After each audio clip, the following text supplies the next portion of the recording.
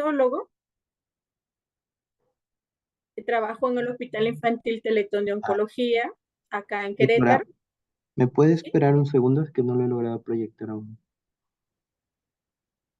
¿Cómo, verdad? Un segundo, ¿por qué?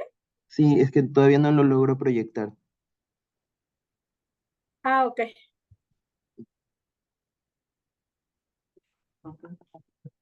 ¿Sí me escuchan bien? Sí, sí se escucha bien. Ok.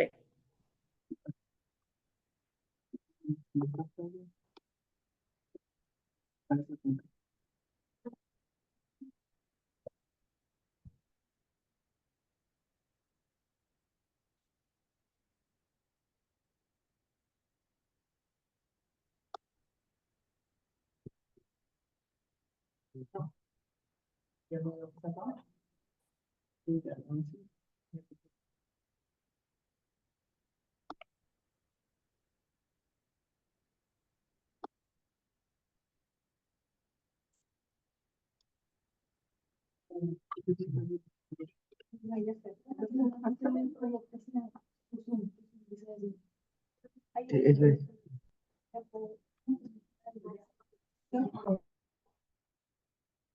Ustedes me avisan, ¿ok?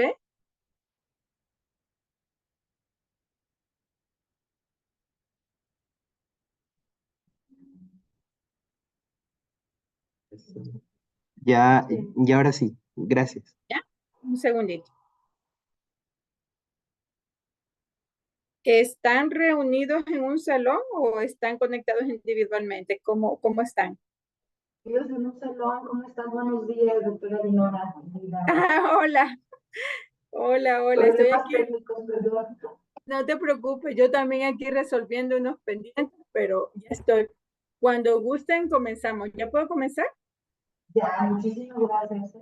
Gracias, no te preocupes. Bueno, pues aprovechando también agradecer la invitación tanto a la doctora Regina, a la doctora Anita, a la doctora Magda y a todo el comité académico de este curso tan importante y que veo que está muy completo, que están llevando en el Hospital Civil de Guadalajara. Entonces, sin más preámbulo, voy a iniciar la sesión. Eh, lo he preparado de una manera que tratando de ser muy didáctica y a la vez iniciando de lo general a lo específico. Si hay preguntas, con todo gusto me pueden interrumpir en cualquier momento o las vemos al final, no hay ningún problema. Si se congela la pantalla o oyen mucha interferencia del sonido, me avisan para mejor cerrar la cámara y que fluya más rápido pues la señal de internet, ¿ok? Entonces vamos a comenzar. El tema que se me solicitó que revisáramos el día de hoy es el procesamiento, manipulación y criopreservación de células progenitoras hematopoyéticas. Segundo.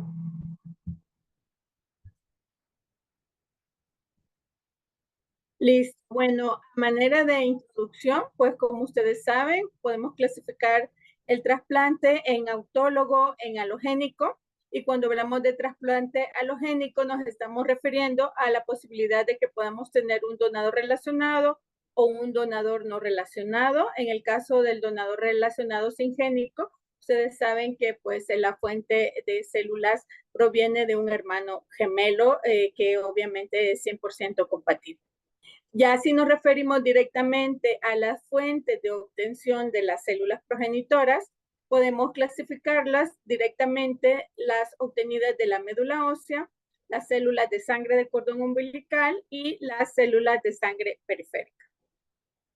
Ya enfocándonos un poquito más a profundidad a las fuentes de células progenitoras y ya mencionamos un poco pues de dónde se obtienen, pero nos vamos a enfocar también en las células de sangre de cordón umbilical, que como ustedes saben, pues existe un banco de células de cordón público o nacional en el Centro Nacional de la Transfusión Sanguínea.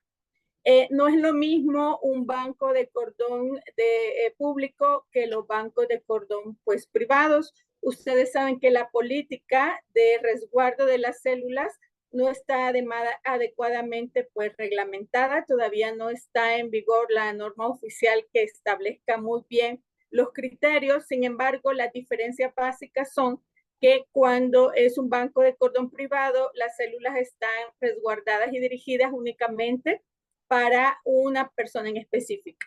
En cambio, en un banco de células de cordón público es un registro público, pues, de donación de sangre de cordón altruista, por lo tanto, está a disposición para las unidades de trasplante. Y por otro lado, pues, sería ideal poder contar con un registro de donadores de médula ósea nacional, el cual sabemos que obviamente tenemos todos conocimiento que existe pues la Fundación Videmash, que nos permite accesar al registro de donadores tanto nacional como internacional. Y bueno, entonces, ¿qué modalidades podemos nosotros identificar en el rubro de la terapia celular?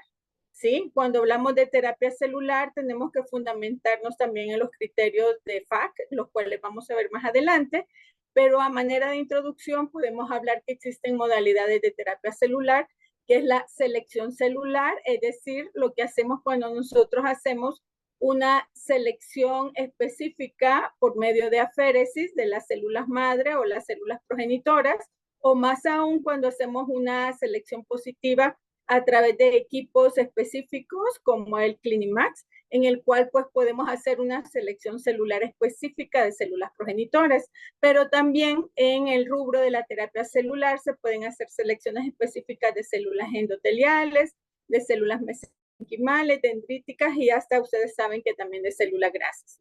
Y existe también otro mecanismo en el cual podemos hacer una filtración, por decirlo así, o eliminación de células tumorales de la cosecha, tanto de forma mecánica o de forma química.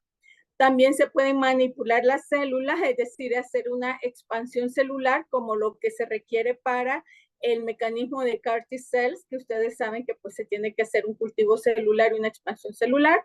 Y cuando hacemos una terapia selectiva, ya utilizando terapia blanco con un anti-CD33, inhibidores de tirosinasa, etcétera, o bueno, actualmente pues también la inmunomodulación se considera terapia celular.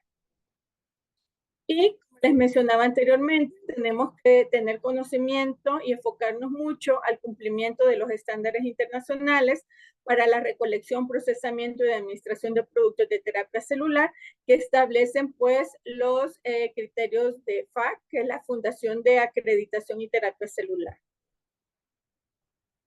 Y para ello revisaremos brevemente algunas definiciones y conceptos. Primero, ¿qué entendemos por terapia celular? Sabemos que es la administración de productos con la intención de proporcionar células efectoras en el tratamiento de una enfermedad o apoyo de otra terapia, como es el caso de los trasplantes autólogos, en los cuales para tumores sólidos mencionamos que queremos hacer un rescate o una consolidación con trasplante autólogo, es decir, porque es un apoyo a la quimioterapia intensa que probablemente ese paciente va a recibir en cierto ciclo de quimioterapia. Ahora bien, cuando hablamos ya específicamente de terapia de células progenitoras hematopoyéticas, ya nos referimos directamente a la infusión de los productos de células progenitoras hematopoyéticas con la intención de proporcionar ya sea estas funciones efectoras para el tratamiento o de igual manera en el apoyo de otra terapia. Procesamiento, ¿sí? Nos referimos mucho al procesamiento de células progenitoras, pero tenemos que entender que el procesamiento, al igual que en un banco de sangre, involucra muchos pasos y todos estos pasos van relacionados desde la manipulación de la cosecha, la criopreservación, el embalado o empaquetado, etiquetado de los productos de terapia celular. Esto es independiente de su origen y que también debe incluir pruebas microbiológicas y la preparación de la infusión o almacenamiento de las células. Hay que entender que todo este flujo de trabajo operativo establece muchos puntos de verificación, establece también muchos puntos de control de calidad y que tiene que ser manejado por personal experto en el área de banco de sangre y terapia celular. Cuando hablamos de un producto de terapia celular, ya nos estamos refiriendo específicamente a células progenitoras movilizadas, que van a ser células para uso terapéutico y que pueden ser de sangre de cordón, pueden ser de médula ósea, pueden ser perdón, de sangre periférica. Y acá recordando un poco de dónde viene pues nuestra célula objetivo, la célula madre pluripotencial o célula madre progenitora hematopoyética, que tiene que ser identificada por medio de citometría de flujo como un CD34 positivo. Para ello, pues vamos a ver los diferentes mecanismos por los cuales debe pasar nuestra cosecha para ser adecuadamente identificada. Recordando entonces que tenemos dentro de la sangre o de todo el tejido hematopoyético, tenemos tanto un componente hematopoyético y un componente estromal. Esto es importante porque cuando hacemos nuestra cosecha de células, principalmente la de médula ósea, ustedes saben que obtenemos sangre de médula ósea que viene pues enriquecida con múltiples células, dentro de ellas células del estroma, que ayudan mucho para el nicho hematopoyético. Y refiriéndonos a las células madre, las células troncales, las células progenitoras hematopoyéticas, como les decía, tienen que ser identificadas a través de citometría de flujo y se van a expresar como CD34 positivas o como CD133 positivas. Sin embargo, hay que reconocer que las células progenitoras por morfología no pueden ser identificadas debido a que pueden parecer pues unos linfocitos grandes, los cuales no nos pueden asegurar que tengamos la dosis necesaria para el paciente.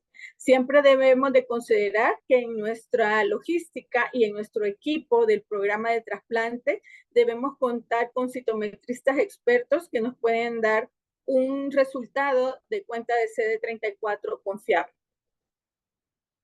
Y recordando entonces cuáles son las características de las células CD34 positivas o células, células madre, sabemos que tienen la capacidad de autorrenovarse, que son pluripotenciales y que van a generar, o ese es nuestro objetivo, que generen progenitores intermedios comprometidos con el linaje hematopoyético. Pero recordemos que también existe la plasticidad de las células sanguíneas, por lo que muchas veces las células troncales hematopoyéticas pueden ser utilizadas para otros protocolos de investigación, en el cual ya sea en cultivo celular, cultivos in vitro o ya en una fase experimental para pacientes, se pueden producir o lograr que se produzcan células mesenquimales, llegando a producir otros tejidos conectivos, como por ejemplo en el caso del condrocito produce cartílago, en el caso del adipocito tejido adiposo, en el caso del osteoblasto del hueso y en el caso del fibroblasto estroma. Esto lleva a que diferentes metodologías de investigación puedan aplicar ya sea el procedimiento de trasplante de médula ósea para otras enfermedades, como por ejemplo en la terapia génica y también para el infarto de miocardio. Existen desde hace muchos años protocolos de investigación en institutos como el siglo XXI, en el cual ya se ha utilizado basándose en la plasticidad de las células sanguíneas, protocolos de investigación para producción de células mesenquimales en protocolos para pacientes de infarto de miocardio, así como también hay avances en ciertas enfermedades neurológicas, enfermedades reumatológicas y, como saben, también se ha utilizado en trasplante por la indicación médica de osteogénesis imperfecta. Y ahora sí, ya centrándonos en el trasplante de médula ósea, existen, como ustedes saben, diferentes conceptos de los cuales nosotros nos podemos apoyar para encontrar la definición que sea más completa, pero de acuerdo a los estándares de FAC, el trasplante de médula ósea consiste en la sustitución de las células progenitoras hematopoyéticas del paciente por células progenitoras de un donador sano y que son obtenidas de fuente de médula ósea. Acá, pues yo sé que lo han visto muchas veces, probablemente ya ustedes han participado en la realización del trasplante, pero cuando nos referimos a la fuente de médula ósea, sabemos que tenemos que lograr un volumen pues, de sangre de médula ósea específico y tenemos que lograr, obviamente, una concentración de células CD34 específicas para poder tener asegurado pues un mejor éxito del trasplante. Sin embargo, pues tiene ciertos temas logísticos en el cual les implica que se tienen que realizar pues múltiples punciones al paciente, a veces en ambas crestas y a veces, bueno, obviamente es un poco cansado, tienen que participar más de un médico en la extracción, pero lo importante es lograr una cosecha de buena calidad. Acá ustedes lo han vivido, pues yo sé que están en un centro de trasplantes muy importante, pero saben que lo que les mencionaba, las células obtenidas de sangre de médula ósea tienen pues una mezcla de sangre total, una mezcla de estroma, mezcla de grasas y otras sustancias, por lo tanto se tiene que hacer un doble filtrado de esta médula ósea. Y existen diferentes pasos a realizar que van a depender obviamente del binomio donador y receptor, es decir, si tenemos una cosecha de sangre de médula ósea, generalmente nos van a estar entregando entre 1,000 y 1,500 mililitros de volumen y tenemos que considerar pues las características de nuestro receptor. Es ahí cuando se debe de considerar iniciar o no un procesamiento. Por ejemplo, si requerimos que haya una disminución de volumen, lo podemos hacer a través de diferentes equipos. Lo importante es tener un circuito cerrado para evitar la contaminación. Anteriormente hacíamos mucho uso del equipo CEPAX de BioSafe.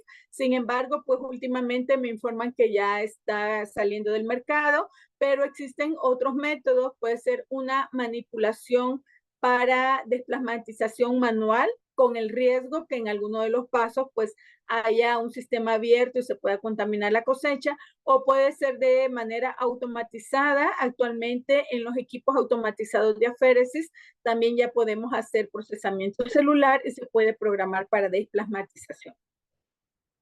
Cuando hablamos de cordón umbilical, pues actualmente cada vez más está en desuso, no porque no sea viable, que no sea una fuente de calidad para un trasplante. Sin embargo, pues a veces el acceso está más limitado, tanto por lo que les comentaba, que no hay un registro de bancos de cordón nacionales que nos puedan dar un soporte más amplio para obtener estas unidades compatibles, así como también el costo y muchas veces pues el volumen o la cantidad de células progenitoras de sangre de cordón ya no es suficiente para un paciente pues mayor de 40 kilos.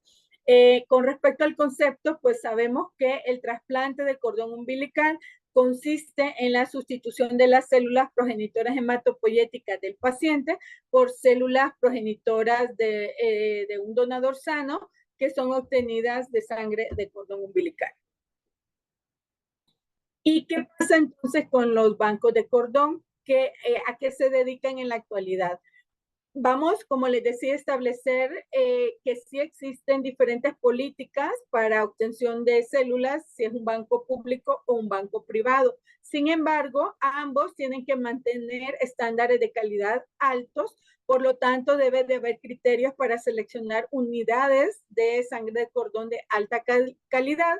Deben de existir evidencia de procesamiento de altos rendimientos de células CD34, así como en el caso de que sea viable, fomentar la posibilidad de trasplantes de dobles células de cordón para poder alcanzar una dosis adecuada. Y como les mencionaba, esto solo podría ser posible en un banco de sangre público que tenga adecuado stock para poder seleccionar con más facilidad, donde podríamos obtener sangre de 2 cordones que puedan ser compatibles con nuestro paciente. Y también pues debe de contar con un área de laboratorio de cultivo celular para que en caso necesario se puedan expandir las células de esas células de cordón para que la dosis sea más óptima para nuestro paciente. Existen pues métodos y estándares que debe cumplir aún el Centro Nacional de la Transfusión Sanguínea, y estos estándares están basados en los criterios de NEDCOR, que van a describir que la recolección de la unidad hasta la infusión del paciente deben contar con un proceso automatizado, con una trazabilidad adecuada y que esté basado también en las buenas prácticas de manufactura de productos. Para lograrlo, básicamente debemos de identificar que deben de contar con procesos de reducción de volumen, de criopreservación, de selección y preparación de unidades para infusión, una adecuada cuenta o selección de células CD34 y, en el mejor de los casos, un área para expansión de células mieloides de multilinaje, lo cual obviamente no siempre se logra cumplir. El ciclo que debe de establecerse para tener una unidad de banco de cordón umbilical requiere, pues, obviamente, tener un adecuado convenio y políticas éticas para captación de las donadoras, ¿verdad? No es conveniente que sea en el último momento, ya cuando lo van a pasar a cesárea, explicarles en 3 minutos y firme aquí, no. Debe haber una preparación previa desde el control del embarazo, pues, en el cual tenemos que ser aliados de los ginecólogos para que sea el momento que el ginecólogo, desde sus controles de embarazo, le puede explicar a la madre cuál sería la ventaja de contar con un registro nacional de donadores de banco de cordón, y aclarar que en una unidad pública el cordón no va dirigido, es decir, es donado y no puede considerar que ya resguardó el cordón de su paciente. Como les digo, muy diferente cuando es un banco privado. Ahora, por otro lado, debe de contar con todos los estándares de NEDCOR, en el cual el procesamiento celular implica también la desplasmatización. Debe de existir un control adecuado del volumen y de la viabilidad celular, así como toda la serología que se establece en los bancos de sangre para garantizar que esta célula no vaya a ser un riesgo de contaminación de ninguna enfermedad de transmisión sexual. Y también, pues, obviamente debe existir una adecuada trazabilidad para la ubicación de estas células de cordón umbilical en un tanque o unidad de almacenamiento de criopreservación, las cuales deben ser adecuadamente etiquetadas, identificadas y ubicadas, y que sean trazables a través de un registro digital, que no tengan que abrir como si fuera, pues, un banco de sangre y que tienen que ver físicamente las unidades para identificar cuál es y dónde está. Eso lleva a la larga a pérdida de temperatura, de nitrógeno, riesgo de perder la viabilidad de las células. Por lo tanto, debe de haber un proceso muy estricto para trazabilidad y ubicación de las células dentro del tanque. ¿Cómo se recolecta? Bueno, como les decía, aquí nuestros aliados son los ginecólogos.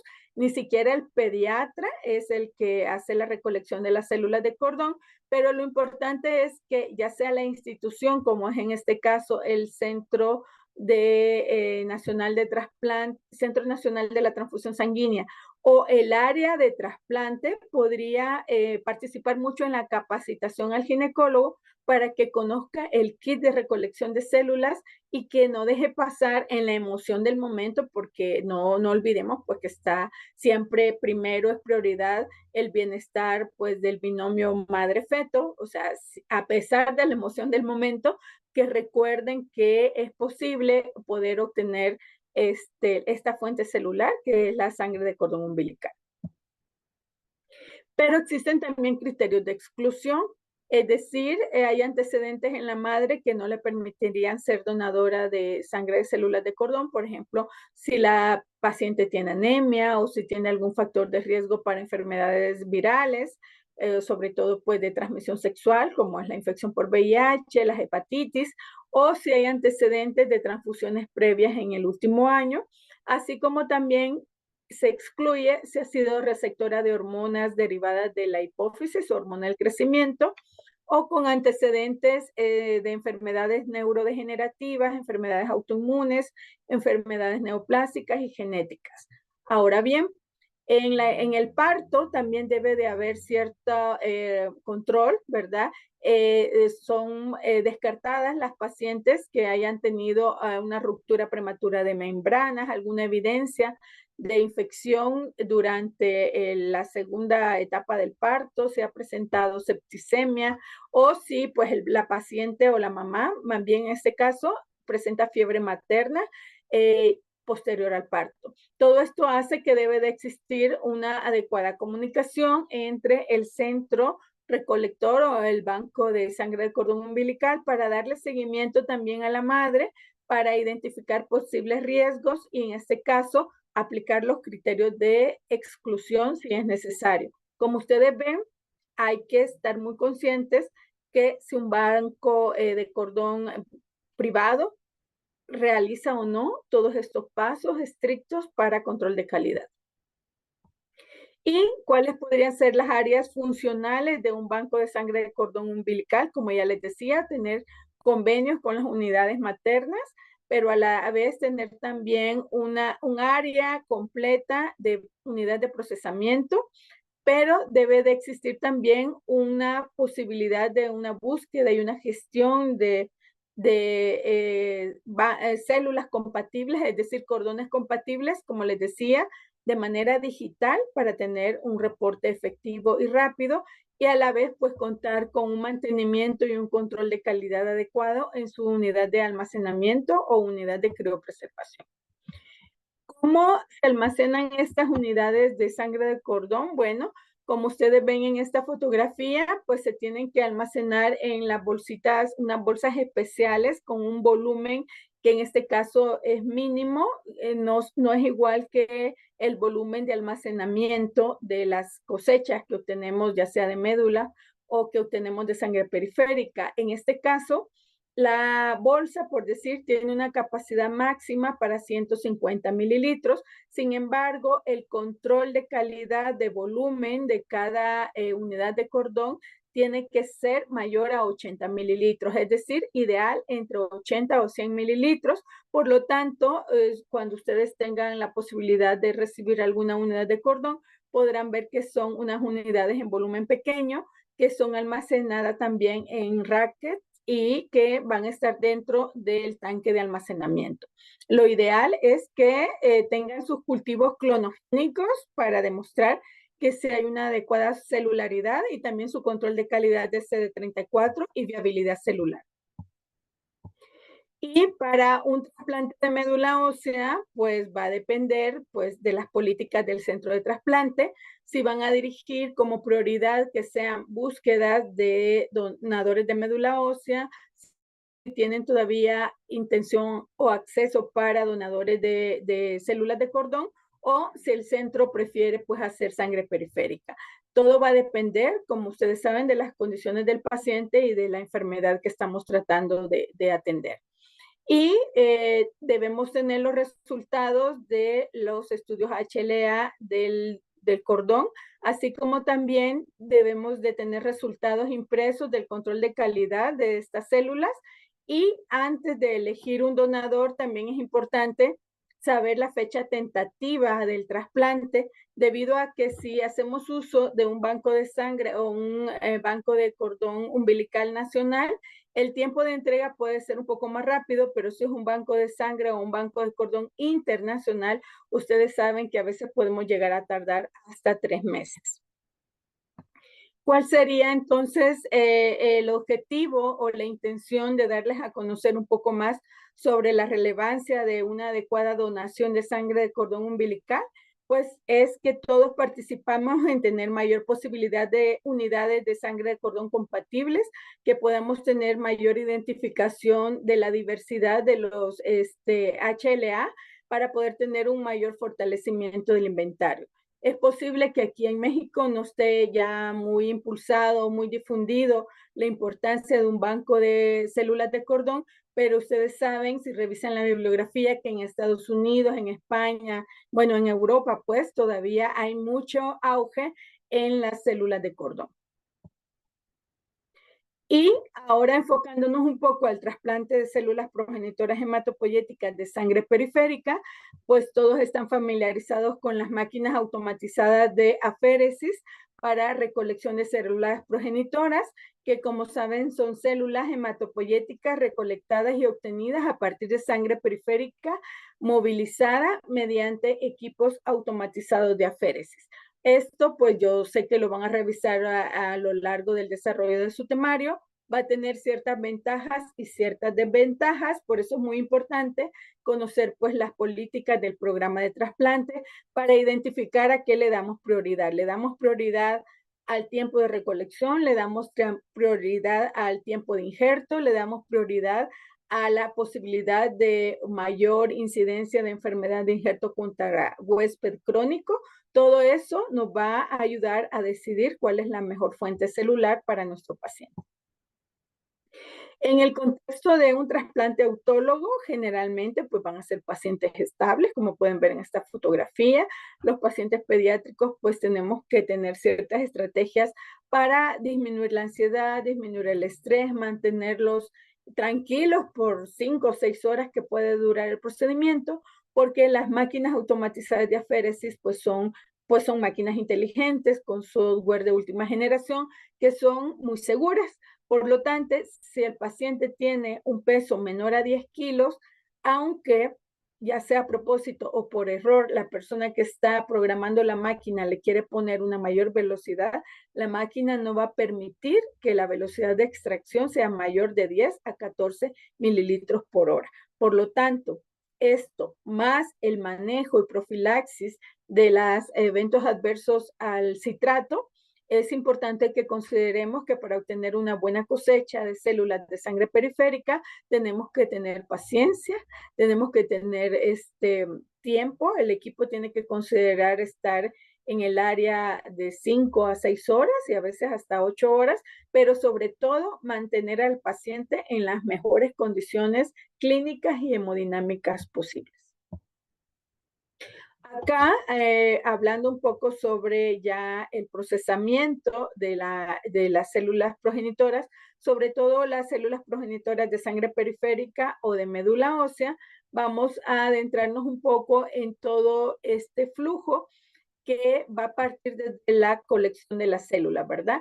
En la actualidad, la nomenclatura nacional de COFEPRIS establece que los programas de trasplante deben de contar, aparte de la unidad clínica, pues con su licencia de unidad de trasplante, deben de contar con un centro de recolección de células y con un centro de banco de células troncales.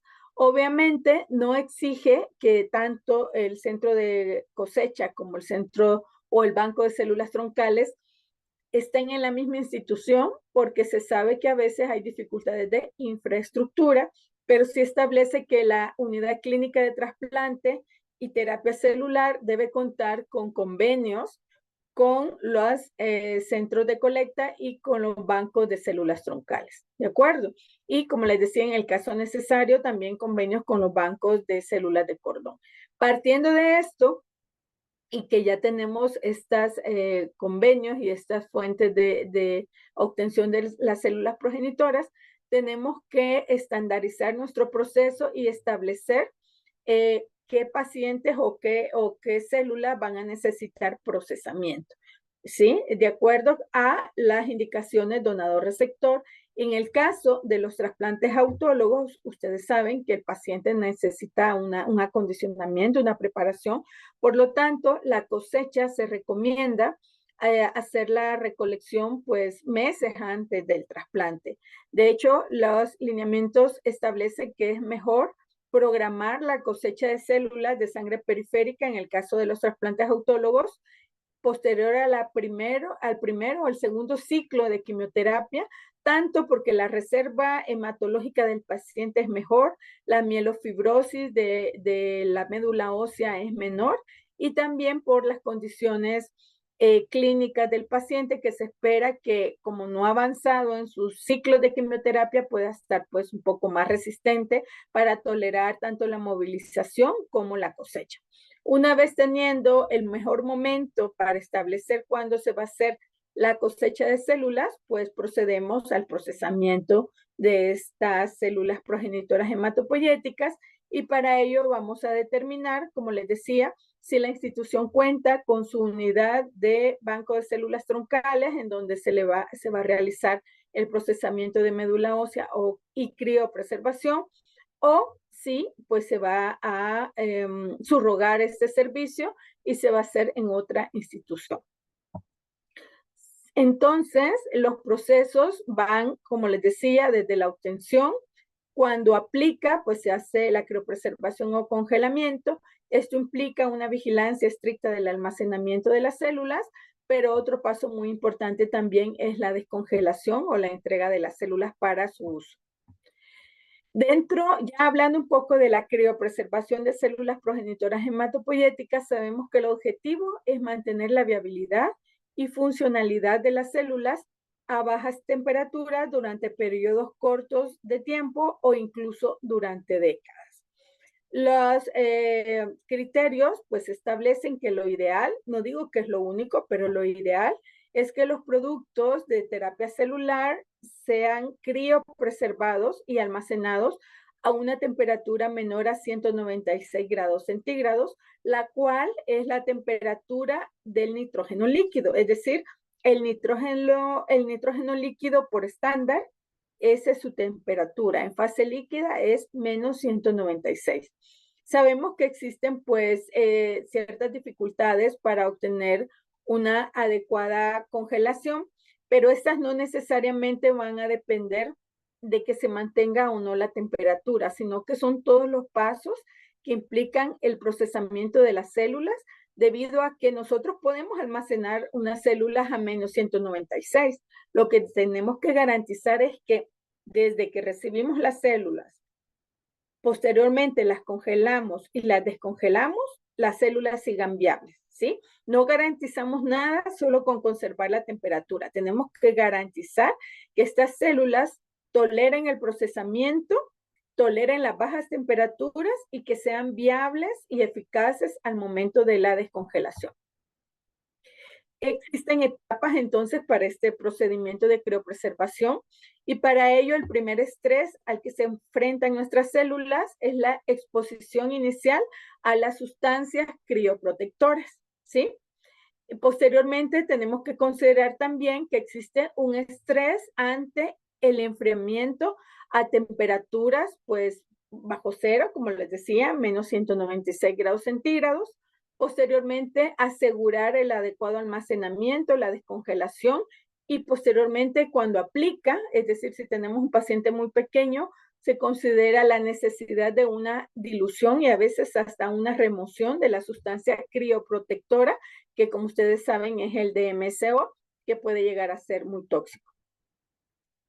¿Cuáles son los principales eventos a nivel celular que tienen lugar durante el proceso de congelación? Bueno, lo vamos a platicar de una manera muy sencilla, pues, muy básica, para que ustedes tengan una idea general de cómo es este procesamiento.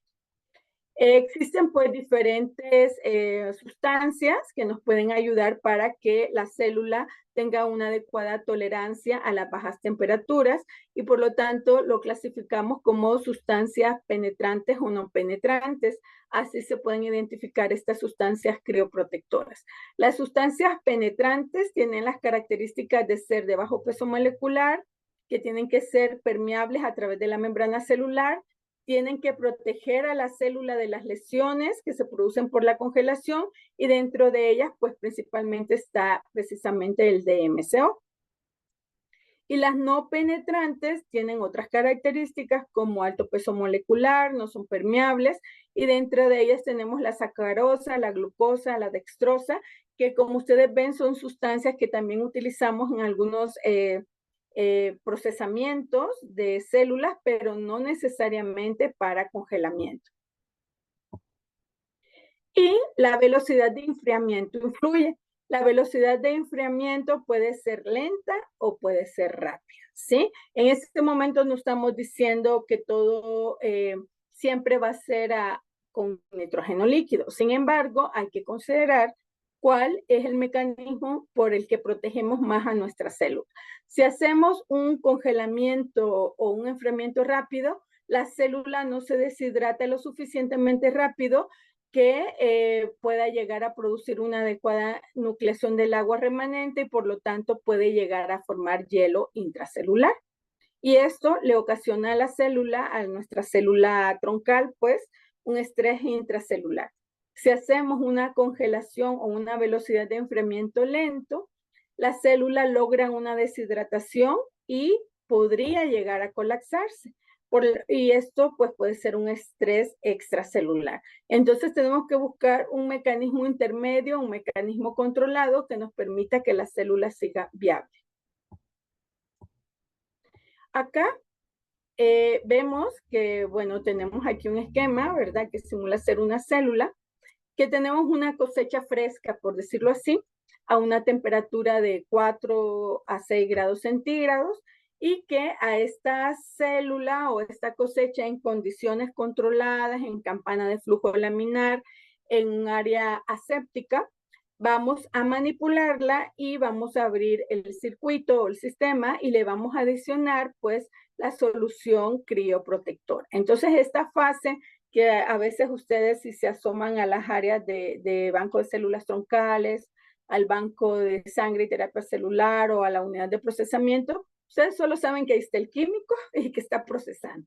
Pero ese momento de la adición de la sustancia crioprotectora es muy importante porque si no se hace con el tiempo necesario y con la homogenización necesaria, lo que puede producir es un sobrecalentamiento y la célula desde ese momento va a perder viabilidad. Por eso les decía que no solo es asegurarnos que estén almacenados en el tanque a menos 196, porque puede estar allí, pero pueden estar células muertas. Es desde el procesamiento y la manipulación que tenemos que asegurar todos los pasos para permitir que la concentración de agua de la célula se equilibre entre el exterior y el interior de la célula. Entonces, como podemos ver, suceden cambios biológicos en nuestra célula, un efecto bioquímico en el momento que agregamos el DMSO. Y es lo que les decía, pues en nuestra imaginación, cuando tenemos un pensamiento un poquito más de biólogo, pues sí sabemos que le estamos adicionando una sustancia y que la célula está sufriendo un estrés. Sin embargo, si vemos solo la parte pues más como física de lo que está haciendo el químico, ustedes solo saben que está dentro del área con su equipo de protección personal, que tiene todas sus sustancias y que prácticamente está pues haciendo una fórmula mágica para poder lograr que estas células se mantengan viables y agregando todo lo necesario en el procesamiento para poderlas congelar. Pero todo tiene que estar basado en un protocolo, en un procedimiento y seguir las normas de las buenas prácticas de manufactura y buenas prácticas de laboratorio. Posteriormente, tenemos que considerar que adicionar esta sustancia crioprotectora tiene que llevar ya sea, como les decía, un tiempo específico que puede ser automatizado. Existen pues ya unas máquinas que son como bombas de infusión para programarlo a una velocidad muy lenta, o también se puede hacer de manera manual y es allí donde se requiere mucha como paciencia pues y que sea muy preciso el químico con mucha experiencia para poder manipular una unidad de sangre, porque generalmente nos apoyamos en químicos que ya hayan tenido experiencia en los bancos de sangre porque saben la importancia de la manipulación de un circuito cerrado para evitar una contaminación, pero también tienen que aprender cuáles son los tiempos correctos para cada uno de estos pasos. Y luego pasamos a la cámara de congelación minutada. La cámara de congelación minutada se utiliza para hacer un enfriamiento controlado para lograr una temperatura gradual. Acuérdense que nuestra cosecha fresca va a estar a una temperatura de 4 a 6 grados centígrados, pero la vamos a llevar a un estrés celular para disminuir la temperatura a bajo cero. Yo sé que hay experiencia para congelar pues directamente en ultracongeladores. Sin embargo, obviamente ahí no se sigue el protocolo de enfriamiento gradual. En cambio, en las cámaras de congelación minutada, como esta que les estoy mostrando, se programan protocolos que establecen los horarios y los momentos en que las células van a estar congelando. Por ejemplo, en esta gráfica pueden ver que podemos llevar a nuestras células a una temperatura de descenso desde 1 grado centígrado por minuto y de esa manera nosotros bajarla a menos 40 grados centígrados, o lo podemos programar a 2 grados centígrados por minuto el enfriamiento, y de esa manera en un tiempo determinado, que puede ser 1 hora, podemos, perdón, disminuir o congelar el producto a menos 60 grados centígrados, y así sucesivamente de acuerdo al protocolo que tengamos programado en la máquina de congelación minutada. Para ello, como pueden ver en esta fotografía, nuestra bolsa de criopreservación, nuestra cosecha, pues, se va a colocar en estas prensas, ¿sí? Esto es debido a que si nosotros no la ponemos en esas prensas, pues obviamente se va a distender la bolsa y ya va a ser muy difícil almacenarla. Si nosotros la colocamos en estas prensas, ya se va a congelar de una manera un poquito más ordenada y va a ser más fácil el acondicionamiento dentro del tanque. Y acá nuevamente explicándoles cómo es la congelación celular de una manera gradual de acuerdo a los protocolos que lleva el programa que viene ya implementado en la máquina, pues, de congelamiento, en el cual primero va a descender de una temperatura de 4 grados a menos 10 grados centígrados. Esto puede estar programado por segmentos y puede suceder en aproximadamente 30 minutos. Posteriormente, puede haber otro descenso que puede ser un poco más brusco y ya las células van a empezar a congelarse a nivel, bueno, el líquido células va a permitir que se deshidrate y por lo tanto se va a congelar, pero a nivel extracelular.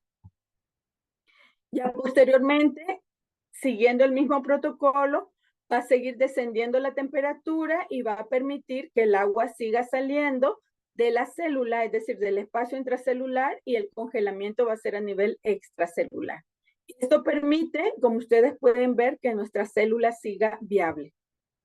Y acá, una vez que reciben o termina el protocolo de congelamiento, este equipo automatizado, y liberando a nuestra bolsa o nuestra unidad de las prensas, vamos a poder tenerlo en este canister metálico, y como ustedes pueden ver en esta fotografía, tenemos que tenerlo adecuadamente identificado para, pues, una trazabilidad para nuestro paciente y sobre todo para atender la doble verificación en el momento de entregar las células.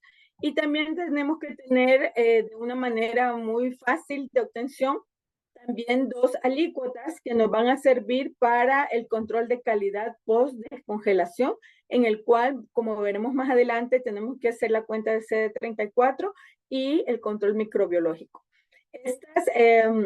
Estas canister posteriormente se almacenan dentro de unos racks verticales que son como escaleritas, y en esta otra fotografía ustedes pueden ver cómo se ordenan rack adentro del tanque. Sin embargo, al igual que en los tanques de almacenamiento de células de cordón umbilical, los tanques de almacenamiento estacionarios de sangre de médula o de sangre periférica tienen que estar adecuadamente controlados, es decir, aunque hay equipos que obviamente sí tienen un robot automatizado que va a seleccionar el canister que necesitamos, pero también se puede hacer de manera manual, pero teniéndolo también identificado de manera digital en el registro de la computadora para poder saber exactamente por cuadrantes qué pacientes, qué células, qué cosechas tenemos en el cuadrante superior, en el cuadrante inferior, ya sea del lado derecho, del lado izquierdo,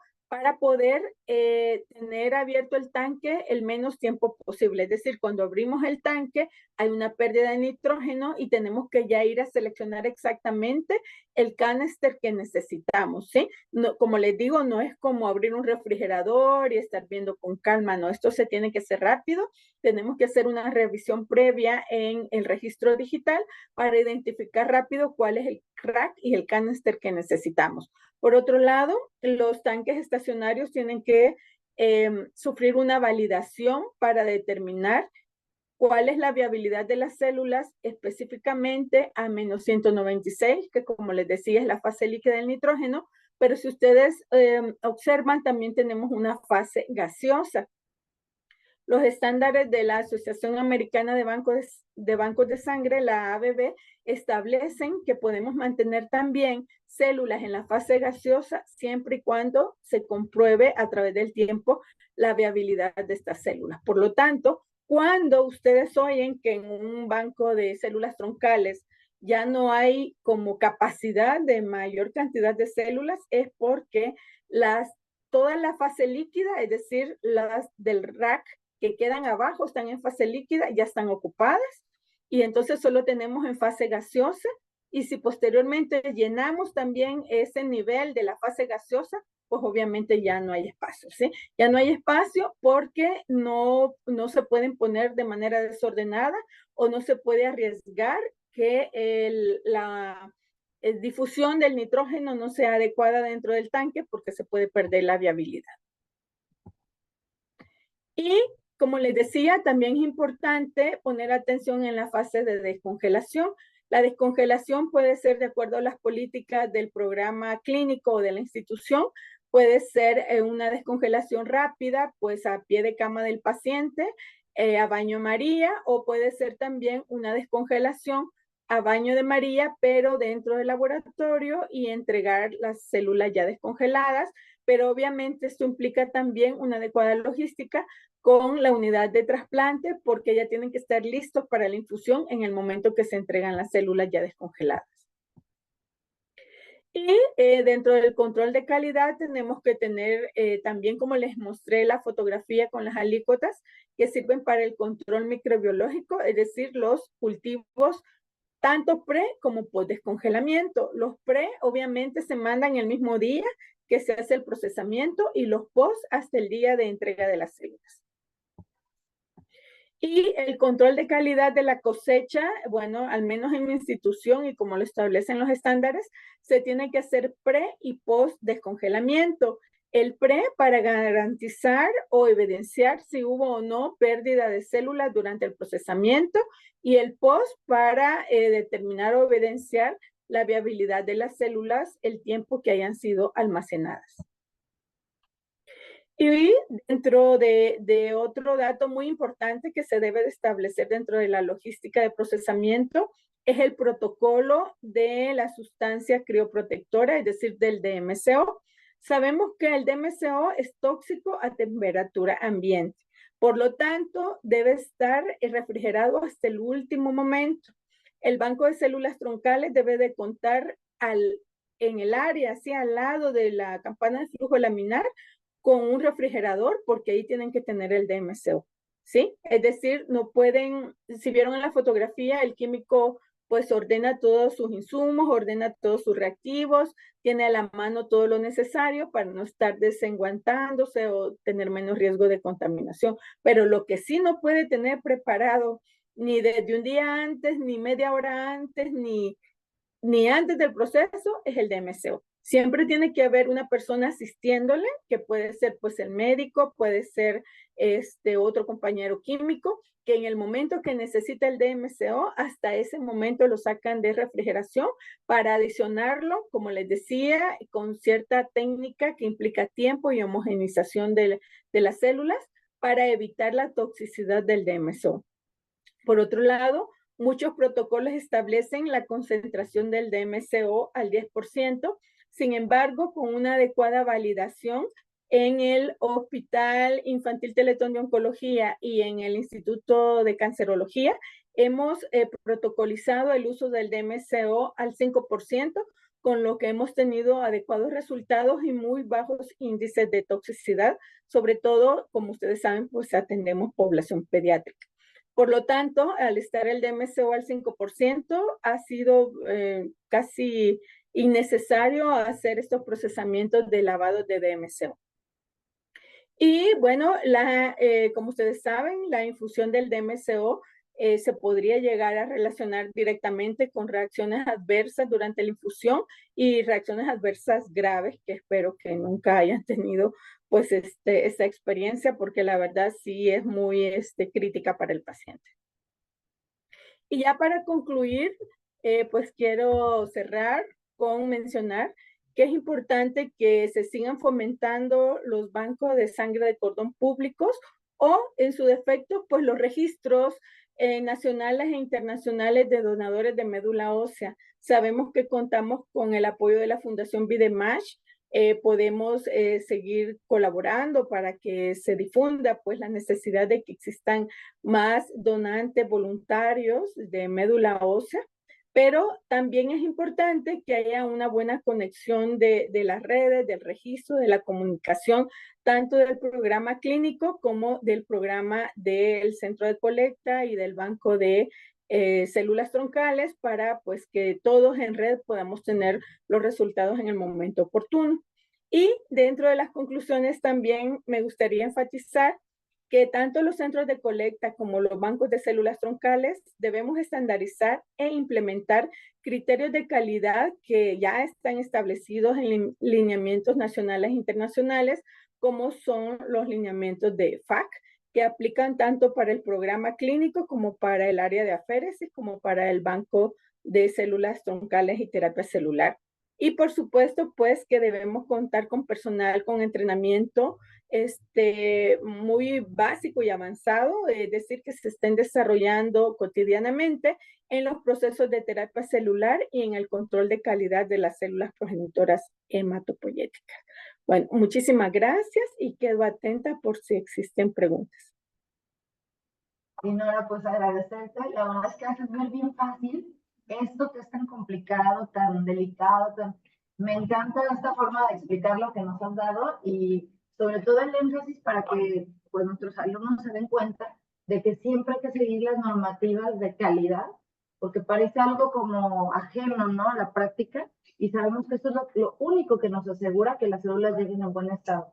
Seguir todos y cada uno de estos pasitos es algo como muy complejo, pero tú lo hiciste ver fácil y hermoso. Cuando sabemos que son procesos bien delicados, que cada momento es crucial, que tenemos que estar verificando la calidad en cada pasito y lo hemos vivido. Pero bueno, pues en manos expertas como tú, el clínico, nosotros, felices, recibimos un producto que sabemos que va a ser completamente inocuo y eficaz para el paciente, ¿no?, que es lo que estamos buscando. Entonces, pues muchísimas gracias, me encantan tus charlas, siempre tan fáciles de comprender, pero con una gran complejidad a los que sabemos de qué se trata esto al utilizarlo. Muchas gracias. Chicos, ¿alguna pregunta después de que nos dice la doctora? Encantada, muchas gracias. Ay, no, al contrario, gracias a ustedes. Personal, sí, adelante. Está ahorita justo lo que tú mencionas, y más aquí en el país, como que todo el mundo dice, no, ya los cordones, bye. Pero yo, al igual que tú, como mencionaste, sí creo que hay una ventana de oportunidad para el uso de los cordones, incluso en el trasplante de células hematopoyéticas, en pediatría sobre todo. ¿Tú cómo ves esto? ¿Cuál es tu...? Sí, yo creo que no podemos dejarlo de lado, pero sí tenemos que regularizarlo, pues. Es decir, sí tiene gran relevancia de oportunidad, porque son células que, como tú sabes, aunque tengan menor volumen, pero tienen un alto índice de injerto, de producir un adecuado injerto. El problema es que si no tenemos indicadores óptimos, pues obviamente es frustrante para el programa clínico que, aunque tengas los cordones más factibles o más fáciles de obtener, pero a tu paciente le va mal, pues. Entonces, como pudimos ver en todas estas generalidades, el control de calidad es muy importante. Yo soy de la opinión que deberíamos de fomentar los bancos de cordón públicos, pero a la vez elevar los estándares de calidad para que pueda ser una opción viable para nuestro paciente. Es decir, yo sé de que van a preferir hacer un trasplante de médula ósea, pero obviamente cuando tienes donador 100% compatible, que como tú sabes no va a ser siempre. Entonces, ¿qué pasa? Tenemos que hacer adecuados análisis retrospectivos para determinar si los resultados adecuados están siendo mejor con trasplante haploidéntico de donador relacionado, o si podemos darle otra oportunidad a los cordones, a la sangre de cordón umbilical. Pero insisto, yo creo que mucho por lo que hemos hecho a un lado la sangre de cordón es porque no nos hemos acercado a observar o exigir un mejor cumplimiento de los controles de calidad para que sí sean adecuados para el trasplante. Muchísimas gracias, Dinora, un abrazo. Y en un momento más te mandamos el reconocimiento por el gran apoyo que nos estás dando para el curso. Espero verte pronto. No, al contrario, muchísimas gracias y como pueden ver es mucha información, es muchísima información, por eso traté de resumírselas, pero les recomiendo dentro de su bibliografía el manual práctico de la ABB, en el cual vienen todas las fases también de la parte analítica y del área de procesamiento. Muchas gracias. Aplausos. Bueno, saludos muy amables, que estén bien, buen día. Buen día. Bye.